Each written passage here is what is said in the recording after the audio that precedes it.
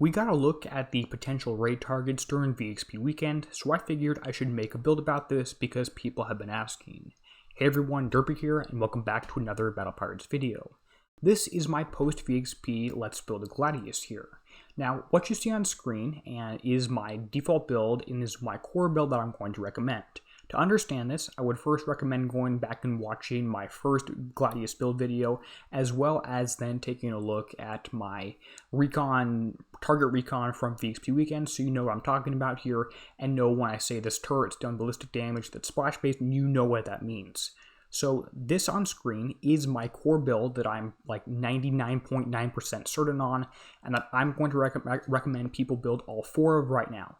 So if you're unsure, just build 4 of these things. There aren't really any potential changes other than maybe instead of using the Capulus, using the Tyrant Siege Cannon, which does have 20% worse damage per second than even the Pharaoh, the regular one, in terms of higher reload, and Kixeye was even potentially talking about buffing the Capulus because it was too close to the Tyrant and only 20% better. I don't agree with that, but if the numbers here end up changing, that's what they are from. So this is right now the build that I'm certain about. The Capulus cannon will still be the best one at the end of the day, and the Pharaoh cannon will still be the second best one at the end of the day. And then the engine here, if you don't have this, use the V42 Rock Block Siege engine and mass moment stabilizers. You should probably have, although if you don't have this, something like Nuclear Accelerators 3 is a go. And then Ballistic Battery 2, use Ballistic Battery 1 as an option. And then this armor here is the tier 9.5 siege armor that will give you a bonus of ballistic damage. It's a pretty good one. Now, all the stuff here, like I said, 99% sure on, so let's finish out the last bit. As an armor, if you think most of the damage in the target is ballistic, which some people do, go for another ballistic armor. If you think you're going to take about even radioactive and ballistic, put on a radioactive one. I tend to be in this category, so I'm going to throw on a radioactive one here. Although at the end of the day, the most important stat here is actually from ballistic damage plus 3% because of how it stacks, rather than the survival because that has diminishing returns. That's not really something you need to worry about. Just know that especially at high upgrade levels, you're putting this armor on here not for the survival, but for the damage. Now that you know this, let's start filling in the last couple of specials. One that I'm going to go for, and it's the first choice you have to make, is are you going to put lower cannon mount 2 or are you going to put high velocity rounds? Now, the benefits of high velocity rounds are higher damage and you don't lose any range. The benefits of lower cannon mount 2 would be that it has extra evade, so that's a benefit.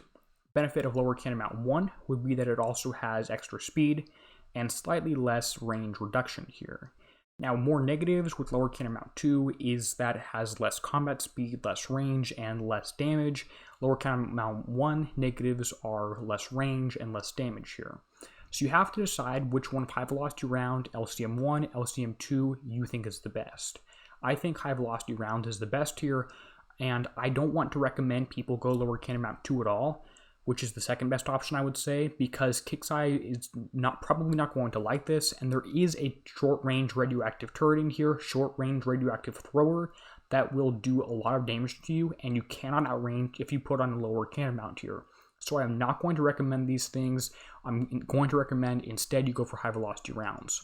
Although if you want the thing that does the most damage possible, you would load up with lower cannon mount 2, you would load up with fast feed magazine for the reload, and you would load up with the last special being drum reloaders, and drum reloader stacks with lower cannon mount 2 but not with high velocity round, so that's why you would go with this build. This build is the highest damage build, also has pretty high evade, but the big negative is it doesn't have the range.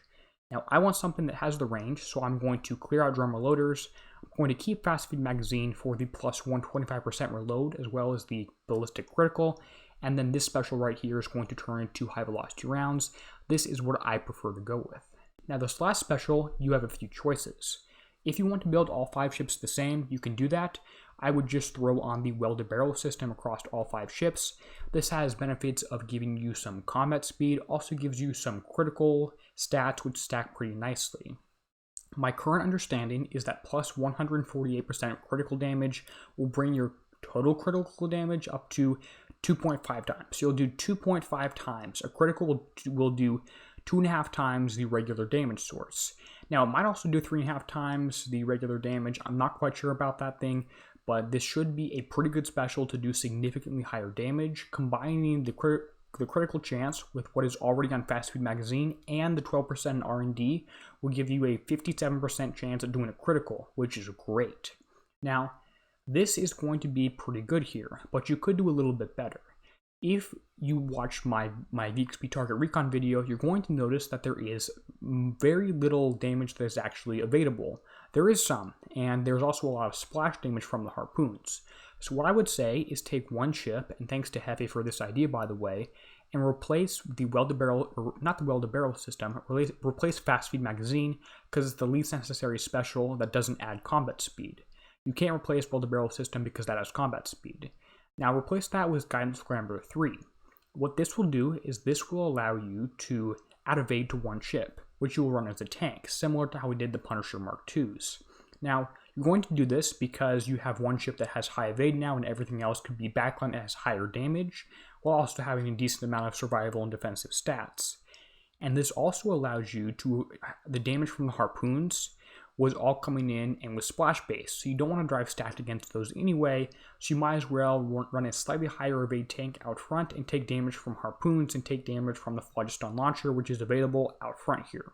So that's the idea for one ship as a tank, probably the flagship, although that has yet to be released. And then the other 4 ships will just have the fast feed magazine on the back.